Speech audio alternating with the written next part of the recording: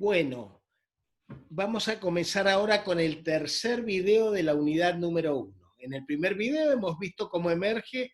el paradigma científico positivista. En el segundo hemos visto cómo dos corrientes de la física que se desarrollan desde comienzos del siglo XX, fines del siglo XIX, van a sacudir los principios de la certidumbre, de la certeza, de la predictibilidad y nos van a sumergir en un mundo de incertidumbre y en un mundo donde el observador, este es el fenómeno cuántico, va a definir qué tipo de realidad es la que se configura a partir del hecho de observar. Esto va a marcar mucho también las corrientes de la psicología y también ya en la segunda y tercera década del siglo XX van a aparecer unas corrientes científicas que van a contribuir a fortalecer no solamente la idea de la subjetividad, de descartar la objetividad, de la impredictibilidad o incertidumbre, sino que además van a empezar a ponderar un fenómeno de extraordinaria importancia hoy, en la actualidad, pero que recién va a tener su sistematización rigurosa a mediados y casi en la última parte del siglo XX, que es la cuestión de la dimensión emocional en las relaciones humanas. Entonces vamos a ver corrientes científicas a partir de las cuales vamos a pasar de la objetividad al constructivismo, de una sola verdad a las aproximaciones comprensivas y de la racionalidad a la gestión de la emocionalidad. Ustedes van a ir integrando estos videos, que son por su naturaleza cortos, con la lectura del texto de Aguirre y Monbrun, capítulo 1, con todo lo que vamos a ir charlando en las clases presenciales hasta que lleguemos al primer parcial. Pero digamos que allá por los años 20-30, a partir del trabajo de Fritz Perls, un famoso psiquiatra alemán, empieza a desarrollarse lo que se llama la corriente gestáltica. La gestáltica es una corriente psicológica que busca romper la idea del reduccionismo y que postula por primera vez de manera formal en ciencia que el todo es distinto, es diferente a una suma algebraica de partes y que no se puede, comprendiendo cada parte, entender un todo determinado. Es decir, que lo que existen son campos, son formas, son figuras integradas y que cuando percibimos, por ejemplo, una persona, no percibimos dos ojos, una nariz, una boca, sino que percibimos una totalidad integrada. Esta gestáltica postula entonces una primera reacción contra el reduccionismo newtoniano y cartesiano, sobre todo buscando integrar los sistemas y la interacción de los sistemas, y en eso se va a emparentar, obviamente, con la física cuántica y con las otras corrientes que van a seguir. Entonces, decíamos que más bien las personas operan en un campo de relación, lo que percibimos son unidades significativas dotadas de ciertas cualidades, y por otro lado, lo importante no es lo individual, sino lo contextual, sino los campos relacionales. También a partir de los años fines de los 20, principios de los 30, emerge una figura científica de extraordinaria fecundidad en todos los campos de la ciencia, que es Piaget, Jean Piaget, un suizo que comienza sus primeras publicaciones científicas a los 13 o 14 años, que desarrolla una teoría del conocimiento muy particular y especial que se va a llamar la psicología cognitiva, que tiene una serie de características y una serie de principios, pero en los cuales fundamentalmente se va a destacar el hecho de que no hay un conocimiento objetivo, sino que cada uno de nosotros percibe la realidad desde una particular mirada que viene dada por nuestra subjetividad, por nuestra historia, por nuestra cultura, y que a partir de esa realidad nosotros definimos la realidad que presuntamente estamos observando. Se trata de una construcción de extraordinaria fecundidad. Él se plantea en principio cómo es que conocemos una epistemología del observador, cuáles son las estructuras subyacentes al conocimiento, descarta la objetividad y trata de comprender cómo el observador analiza y ve y percibe la realidad,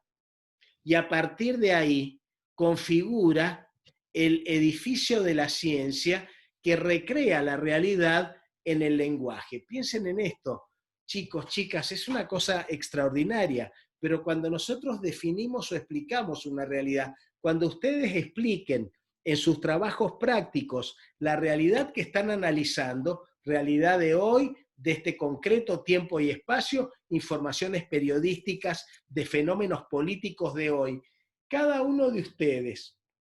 en un grupo que van a formar, va a definir lo que es la realidad a partir de la descripción que hacen en el lenguaje. Es decir, que los seres humanos experienciamos, digamos que dos realidades, la que vivimos concretamente, la que estamos percibiendo ustedes en este momento con la clase,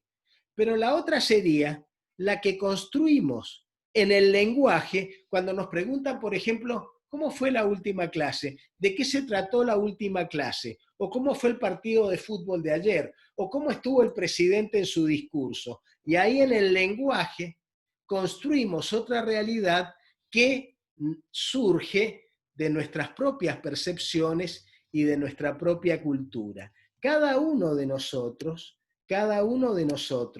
percibe la realidad desde un lugar diferente. No percibe la realidad igual un profesor que un cursante, no percibe la realidad igual un suboficial de la policía que un oficial o que un comisario, no percibe la realidad igual un legislador que un votante, no percibe la realidad igual un niñito de 2 o 3 años que una persona de 10 o de 20 o de 50. Cada uno percibe una parte de la realidad,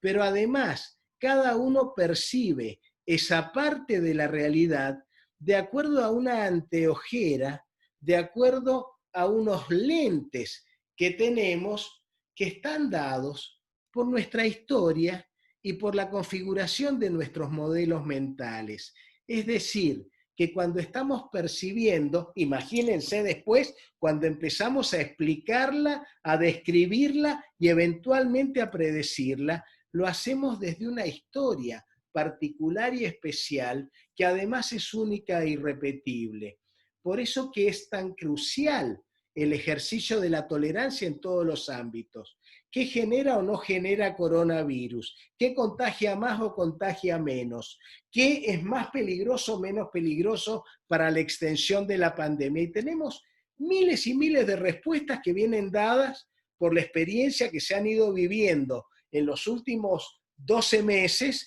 y en la recreación que hacemos de esas experiencias en la realidad. Entonces, acá es muy importante entender que cada uno de nosotros es el producto único e irrepetible de una doble deriva, por lo menos, una deriva genética que viene de nuestro patrón familiar, es decir, nosotros somos 50% carga genética de mamá, 50% carga genética de papá, más allá incluso de la actual manipulación genética posible. Y por otro lado, una deriva histórica dada por el entorno cultural, familiar, social y educativo y todo lo demás en el cual nos hemos formado. Entonces todos somos distintos y todos somos únicos. Y por lo tanto reivindicar para cualquiera de nosotros verdad o conocimiento objetivo no solamente es absurdo, no solamente es necio, sino que además es problemático para la convivencia. Y por eso esto tenemos que tenerlo presente, porque rompe la idea de una separación absoluta entre la realidad observada y el observador que planteaba la objetividad newtoniano-cartesiana y que planteaba la idea de verdad originaria de Aristóteles y enriquecida por Santo Tomás. Pero además, ahora, hace apenas 40 o 50 años, se ha formalizado, hablábamos, perdón, de la psicología cognitiva, y en la última etapa hemos accedido a lo que podemos llamar la teoría de las inteligencias múltiples. La teoría de las inteligencias múltiples tiene apenas, chicos, 40 o 50 años, fue formalizada por Howard Gardner de la Escuela de Inteligencia Emocional de Harvard, allá por el año 1980, principios de los 80, tal vez Daniel Goleman es su expositor más famoso, y plantea la existencia de una serie de inteligencias, además de la inteligencia racional o lógico-matemática.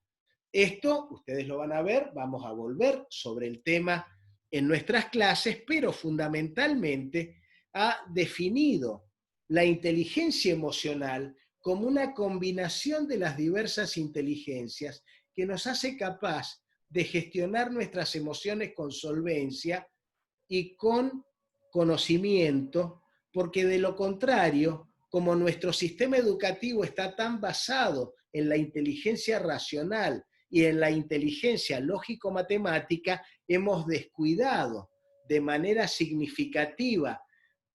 la gestión de nuestra emocionalidad, al extremo de que a veces cuando escuchamos a nuestros líderes políticos nos horrorizamos de las cosas que se dicen entre ellos, cuando en realidad son todos muy parecidos, y si se sentaran en una mesa a pensar cómo resolver nuestros problemas, a lo mejor podrían hacerlo rápidamente. Entonces, del racionalismo pasamos a una gestión de la emocionalidad y vamos integrando el cambio de paradigma que continúa en el video número 4, ya con el acceso a la noción de sistemas. Muchas gracias.